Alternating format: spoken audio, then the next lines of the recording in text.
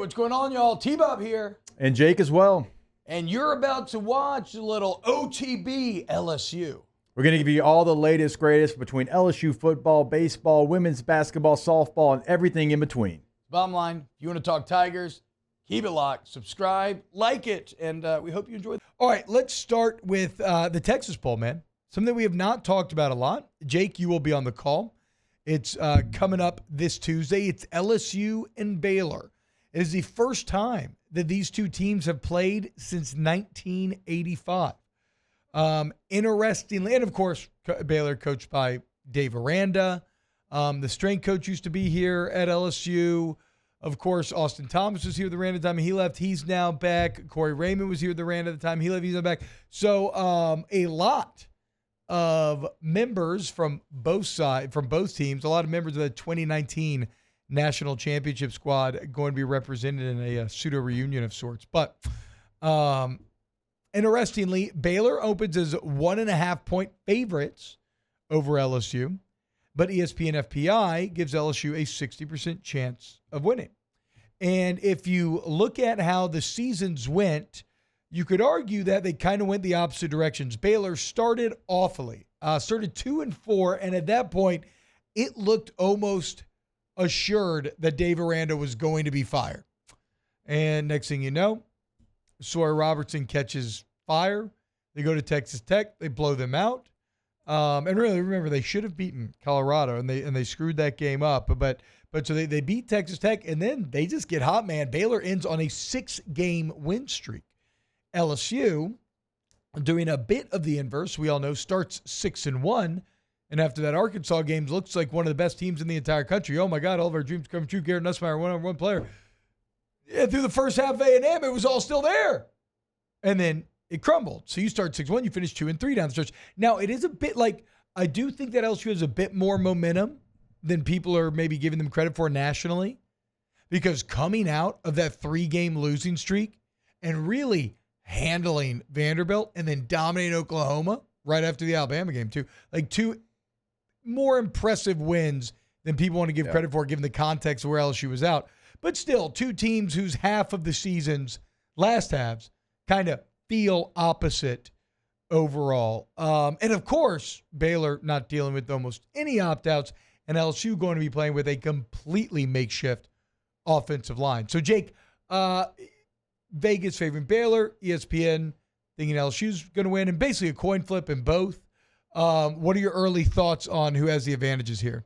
Well, you kind of just said it right there at the end. This is my first ever bowl game to call since, like, the opt-outs have been a thing. Yeah. And so, like, when you're trying to put everything together, when you're trying to get your card together, when you're trying to, you know, kind of know everyone on the other side of things. Because, you like, no matter who plays for LSU, if you're doing the LSU call, you know who it is. And so, you know, that's just something you put your stuff together. You don't have to learn somebody. Like, for Baylor, it's like, okay, well, here's what it was during the regular season. What's it going to look like during the bowl season? And you're right, they don't have as many opt-outs and as many early entries into the NFL draft. Well, how many do they have? I just heard, you know, that they don't have many. They don't have, and I don't believe they have an early entry into the draft. So, you know, you're looking at LSU, some of their best play. Now, they did actually do a really nice job of getting some of their guys to play in this bowl game. Now, there's some surprises that aren't playing, but you know, we've seen over the last couple of days, I mean, like Braden Swinson, like that's a little bit of a surprise he's playing in this bowl game. So, yeah, their roster is going to look more like it normally does during the year than yours is. But still, you're LSU. You have the advantage, I think, in, you know, a talent pool. Yes. I mean, again, there's a reason why they don't have guys opting out for the draft. You know, it's nice to keep some consistency going in the bowl game. But at the same time, if you don't, well, then, yeah, it's because you don't have Will Campbell and Emory Jones on the team to begin with. So it's not an awful sign, I guess, in kind of a meta overall program health sense when you do. I will say this. If you look at all of bowl season, Sawyer Robertson versus Garrett Nussmeier may be the most underrated quarterback matchup of the entire thing. It's not a matchup that's going to garner a ton of headlines, but Sawyer Robertson was excellent this year. Both Qs threw for 26 touchdowns on the year. Sawyer Robertson, that was good for third in the Big 12. Garrett's 26 was good for second in the SEC. Robertson, though, played a bit more mistake-free as he finishes third in the Big 12 in passer rating. So something to watch out for. Two excellent quarterbacks going toe-to-toe.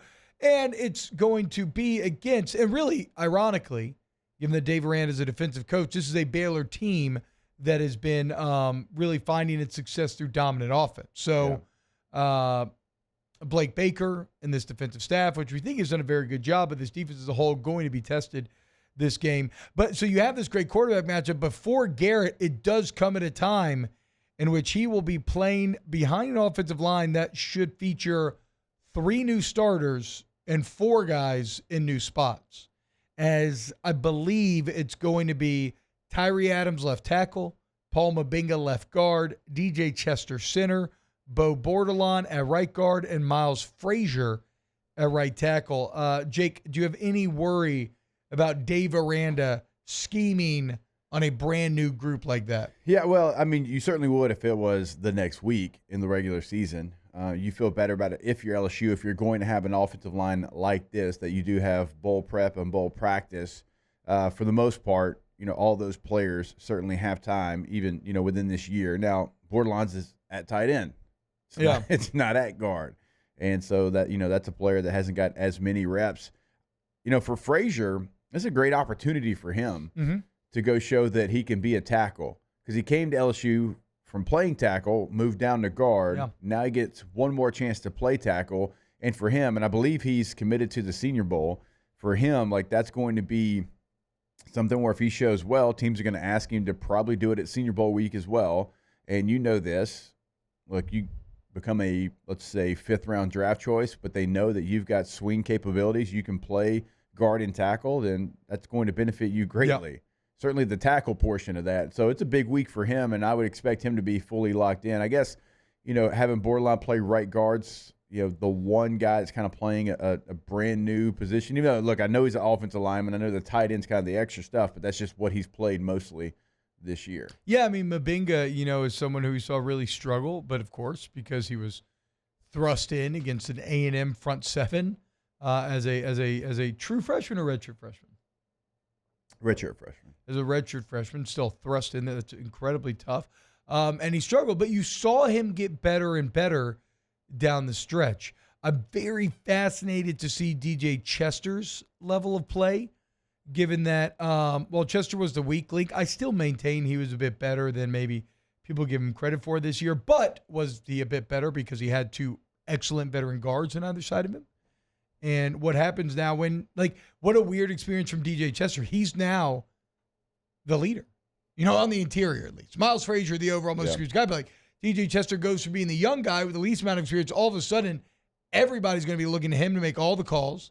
And these young guys are going to be relying on him to kind of lead the way and tell them what's going on out there. So a full year of maturation from Chester going to be put to the test.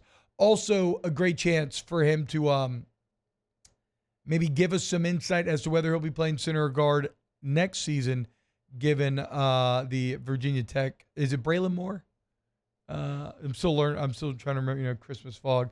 Given the Virginia Tech transfer center, Braylon Moore coming over. So a lot of exciting stuff to look for on Tuesday. I just hope that this O-line can get it done, because there is a world out there where they really struggle and this becomes a hard watch. But who knows? Maybe the LSU defense can step up and stop that good Baylor offense and keep you in it if that does come to pass. Yeah, you're also going to be kind of starting over at tight end, as we talked about. It's true. Mason Taylor going to the draft, not playing in this game. Pimpton's now at TCU. Trades Green, who kind of moved to receiver during the year, is probably going to have to move back to tight end. Giovanni Peterson, a former walk-on, was somebody that, a couple of the clips that we saw was out there with the ones. I mean, he's a big body, 6'4", 250, but he's been a special teams guy to this point. So, up front, certainly when you're looking at, pass protection and rushing attack, you're going to have to kind of learn each other on the fly. That's going to be one of the stories of the game. Because on the other side of it, the Baylor Bears, that's probably what they're going to try to attack you with. They're the only team in the country that has a 1,000-yard rusher and a 600-yard rusher. Oh. Bryson Washington, freshman, 1,000-yard rusher, freshman All-American. How about this name? Dawson Pendergrass. He ran for 6.08. So, I mean, you got Washington at 5.9 per carry, Pendergrass at 6.1 per carry. That's who they are. They want to run the football. They're going to do it out of 11 personnel. They're going to do it in a spread way, but they want to run the football. And yes, Dawson Pendergrass looks exactly like a Dawson Pendergrass should. Well, look, this D-line, Paez is the D-line, Shand all playing. Yeah, Shand's playing. I know they announced obviously Ahmad Bro. Savion Jones is playing. Braden Swenson's playing. So that does make you feel better about the matchup, because big that's game a for unit. The linebackers here. It's a big game for Whit Weeks, and Wes Weeks can play in this one again because the bowl game doesn't count towards your red shirt. I wonder if we see the continued emergence of Devon Keys. I know they like him a lot in coverage roles, so maybe this isn't the greatest matchup. I bet Devon plays star in this game. Yes, because his Burns out, right? Or no, I can't remember. I don't know. I mean, that's certainly a word on the street. There's rumors that he may be. Let me see. Let's see if that's. Maybe I'm conflating things. So it's so, especially again with the Christmas fog, it's very hard to remember what's real and what's not. But Keys in a star role, very intriguing. I think he could really do well there if mentally he can, because we've seen him in coverage. I wish he would have caught that pick against Florida, but he was right there. It was great job of being where he needed to be. Now we just finished the play. So look, I'm actually pretty fascinated for this game. In terms of making a pick, I don't know if I'm quite ready to do so yet. If I'm being realistic with myself, because it is such a coin flip, my bias will probably just push me to LSU in a close one. Like if we're being honest. But I guess maybe that's the overall takeaway. I'm not going into this game like last year. Well, you had to beat Wisconsin. Honestly, I thought you'd beat them better, but like you were facing a team that that was dead in the water. That is not the case this year. You are facing a team that is confident, that finished the season on a very high note, that would love nothing more than to push it to a 7-game win streak with a bowl win over LSU. That would be huge for the Baylor Bears. Whereas for LSU, you do have a bit of a question of motivation in some ways, although Brian Kelly says morale strong and all that. So I guess my overall takeaway is don't go into this game cocky, like as a fan. You're not just going to roll over this Baylor team. This is going to be a battle. There's going to be low moments.